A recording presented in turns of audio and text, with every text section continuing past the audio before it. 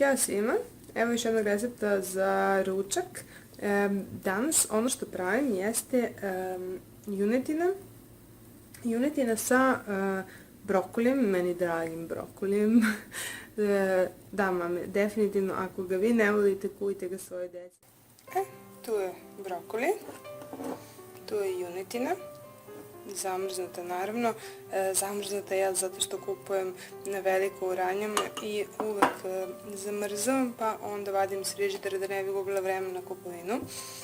Jedan krompir, luk ću iseći samo malo staviti, vidjet ćete koliko, i 2 šerke repe i ovo mi je količina za 2 obroka.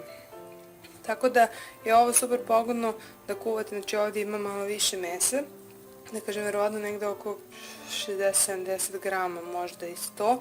Volim kada kuvam ovako neke ručkove koje se kuvaju malo duže, da onda napravim odmah i za 2 dana, da sutra ne moram da se bavim ručkom. Sad ću u ovu vrelu kipeću vodu staviti meso da se kuva i zajedno sa mesom luk.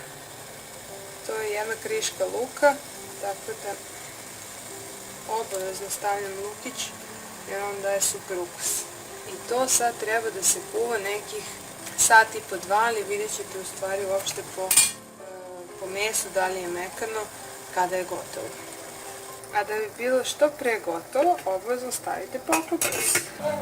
Pa da, to se otprilike raspada, ali ja ću taman dodati krompir, šargarepu, sad i brokoli na samom kraju, tako da za tih neki 30 minuta, još koliko je potrebno da se kuva krompir i šargarepa, će se i ovo meso još raskuvati i to će biti odlično.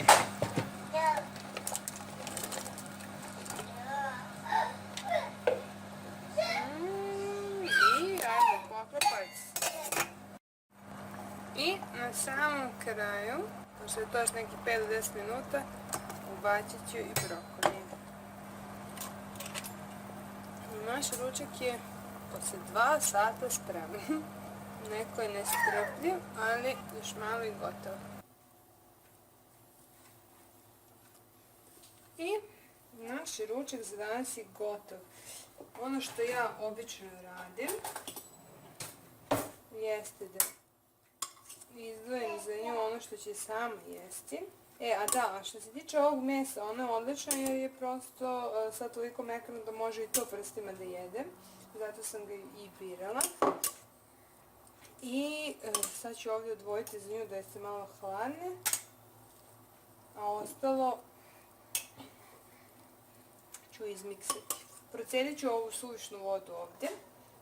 I to cedim tako da ostavimo jednu činjenicu pored, ako ovo bude previše gusto, da onda mogu da dodam tu tečnost. S tim ću hraniti, ostaviti za sutra, a za danas ono što će ona jesti prstima nalazi se ovoj posudici crvene. I to je to.